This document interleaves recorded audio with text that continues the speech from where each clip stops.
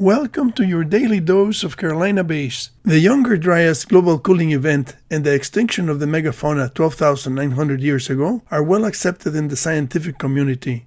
Large animals had inhabited North America for thousands of years, and suddenly around 45 genera disappeared, along with the Clovis people who populated America at that time. The rich diversity of megafauna that included mammoths, mastodons, ground sloths, horses, camels, lions, giant armadillos, and saber-toothed tigers disappeared in a geological instant.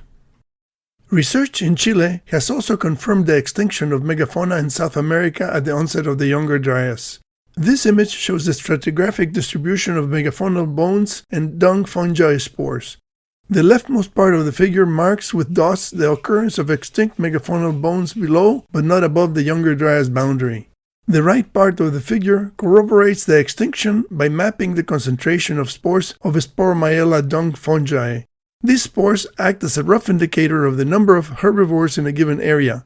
The spores do not appear in the strata above the Younger Dryas boundary for a long time until modern animals appear.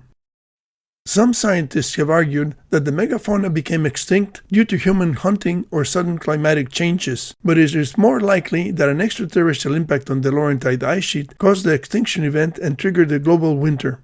There is substantial evidence for the Younger Dryas impact hypothesis. Impact microspherules are found in great abundance at the geological Younger Dryas boundary layer that was deposited 12,900 years ago.